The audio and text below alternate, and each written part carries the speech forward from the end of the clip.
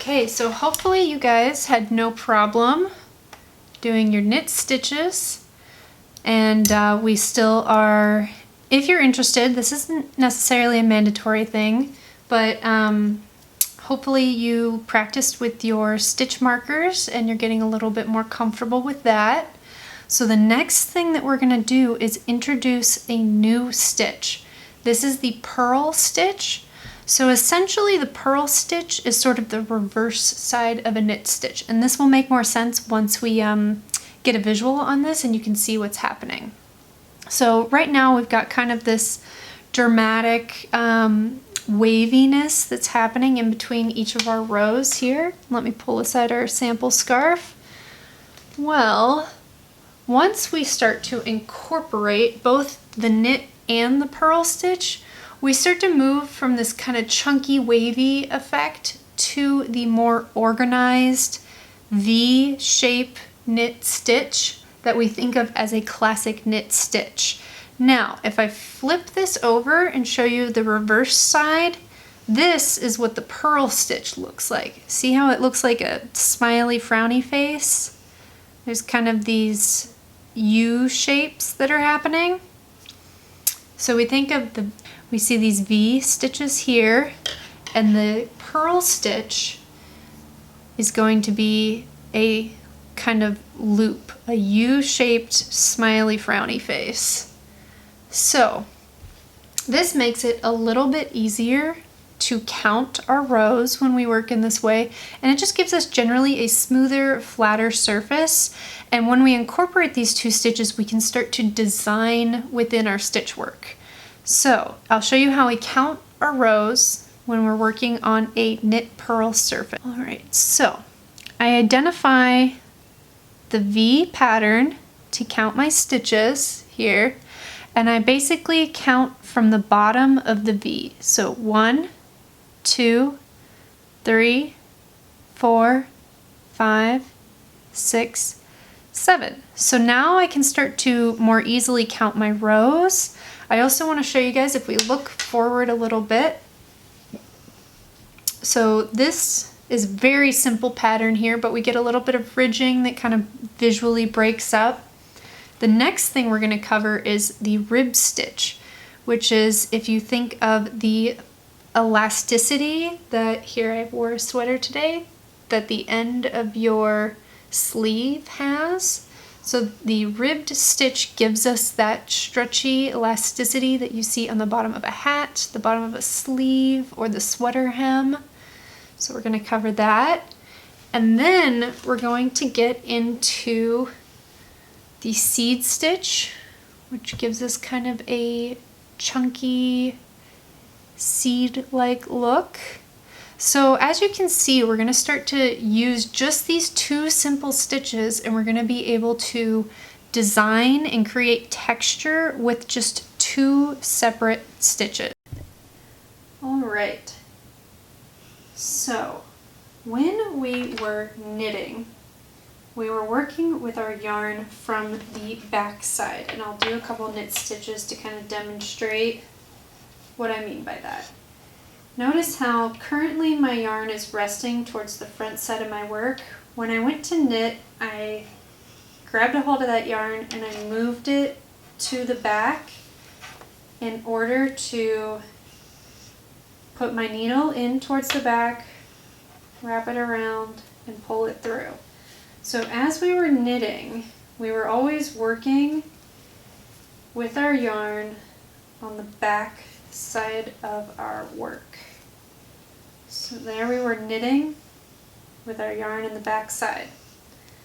Now the major difference with purling is that we work with our yarn on the front side of the work. And that's why I say that purling is kind of the reverse of knitting, is you're kind of doing everything just in a backwards motion. So I'm going to hold my yarn exactly the same way, woven in between my fingers and tensioned over my index finger. And rather than putting my needle in the front and lending it towards the back, I'm going to do just the opposite. I'm going to put my needle in the back and cross it over towards the front. So do that one more time. Here's our knit stitch, which is enter from the front, cross over to the back. Our purl stitch is enter from the back and cross over from the front. So we've still got that crossover, and notice I haven't moved my yarn at all here. So my yarn was already in a forward facing position.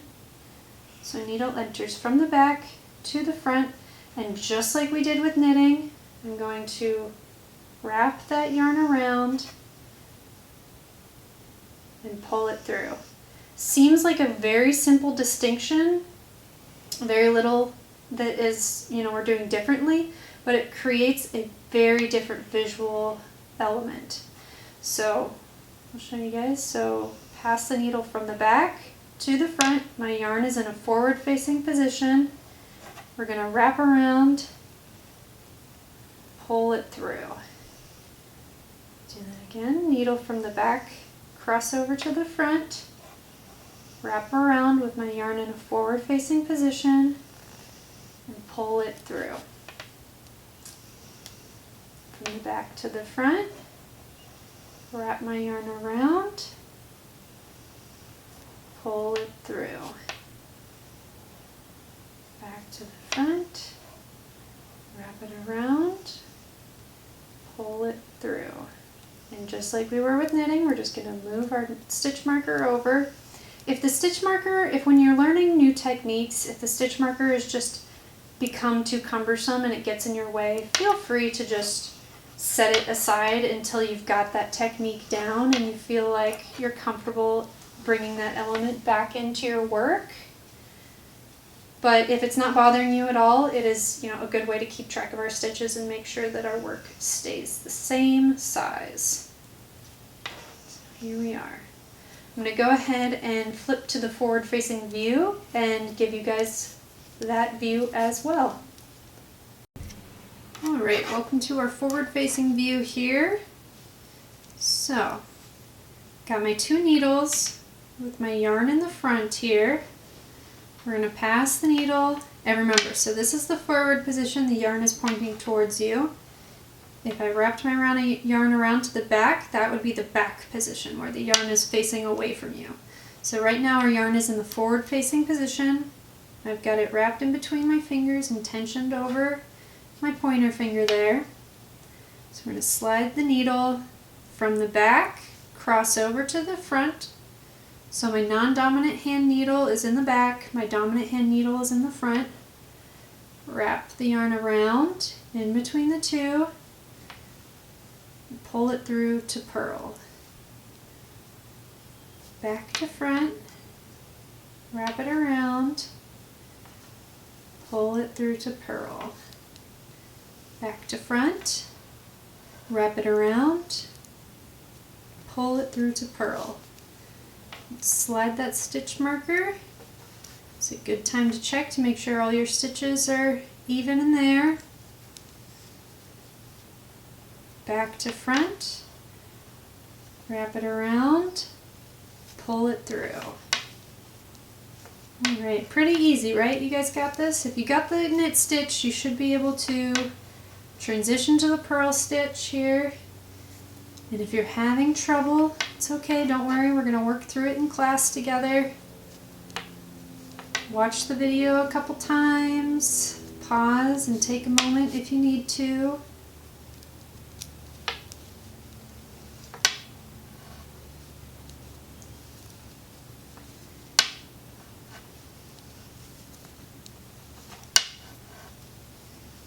Okay, so I'm going to purl you guys to the end of the row here. There we go. Alright, now, once I flip my work, you can already see that this row that we just knit is a lot flatter. We're starting to get that V look that we get from knitting and purling. And we've got a nice flat piece of fabric right in that row.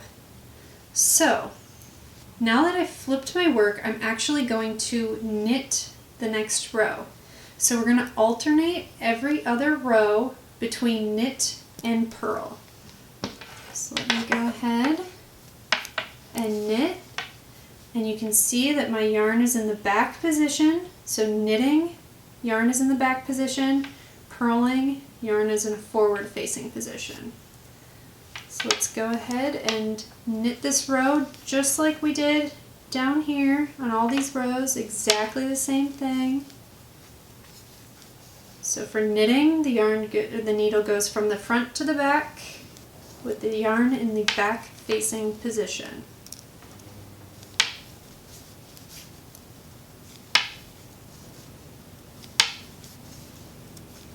And I'm moving quickly here because I know you guys already have lots of footage about how to knit.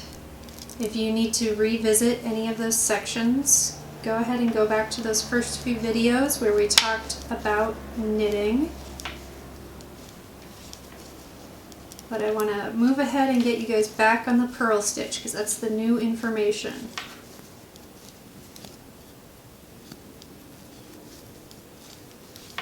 Okay, so here we are. See that nice flat smooth fabric, how it's growing? Okay, let's flip back to the purl. And you can even see the difference on the back side here too. See how chunky this is and see how flat and smooth this is?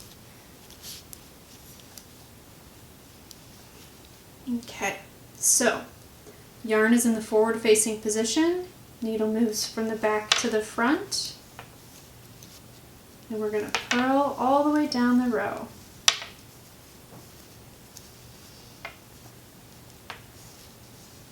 Alright. Okay, so I want you guys to just practice, go ahead and practice a couple of rows of alternating between the knit and the purl stitch, and practice transitioning between those two. So we have now knit and purled a couple of rows, and hopefully you've gotten comfortable transitioning between the two stitches. Now I'm going to show you guys how to add this very simple design element. We are transitioning between a knit and a rib stitch, and it gives you just a very nice simple texture.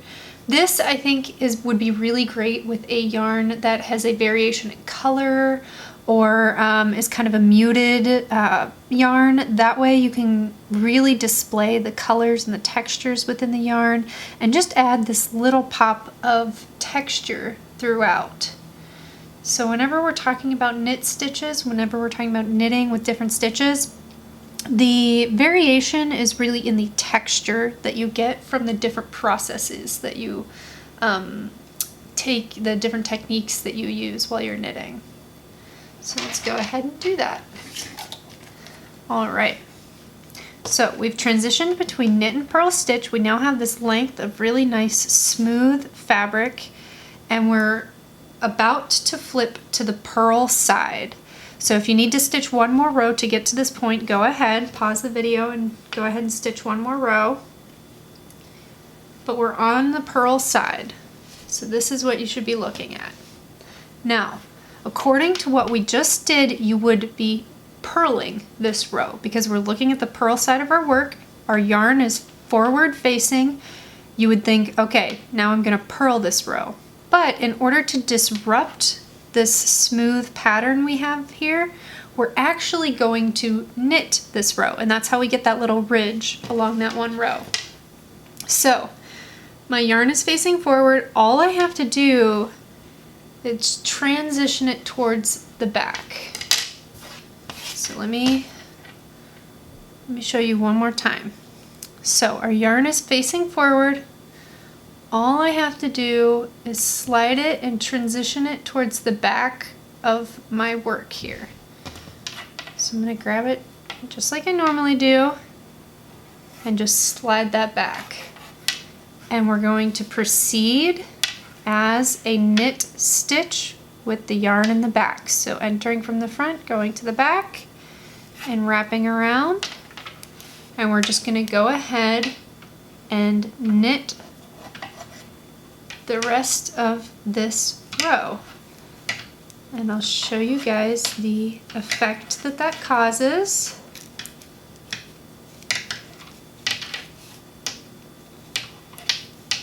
And again, I'm moving quickly because I know you guys already know how to knit and you already have the video with our slow demonstration of knitting. If you need to go back anytime, any point in time and revisit a skill, just go back. I have time stamped all of these videos, so if you're looking for a particular point in time in a video, you can look in the description box down below and it will tell you the time stamp at which you can find that particular skill. So I just knit that row. We're gonna flip back over and here we can see we have these sort of purled ridges all the way down our work. So this looks more like this, doesn't it? Yeah. So we just knit that row. Our yarn is in the front, but I want to switch back to this smooth knit stitch. So all I'm going to do is, once again, transition my yarn from the front to the back of my work, and I'm going to go ahead and knit this row.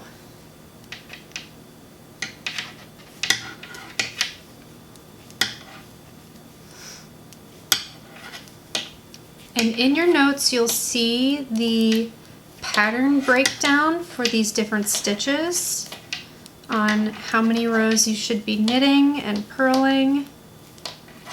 If you need to reference an analog visual of how this breaks down.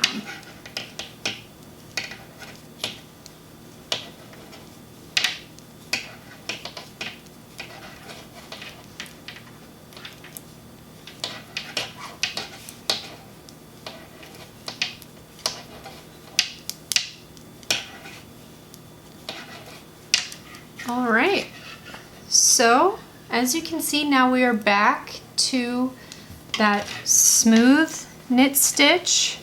So we just had that one row of interruption in our pattern. So I want you guys to continue with your knit and purl stitches, alternating every other row, and then sprinkle in, add in these disruption rows where you are knitting on the purl side, and just kind of play around with the texture there. With this sample scarf, I have done a little bit more sporadic disruption there, and I will show you on this first sample scarf that I did the rows at even intervals, so if you enjoy a little bit more symmetrical pattern and a little more evenness in your work, you can go ahead and do that. But if you'd like to just kind of play around and be a little bit more spontaneous with it, feel free to insert those at whatever intervals you like. So I want you guys to go ahead and knit a good maybe 10 inches or so of this particular pattern, whatever you have time for.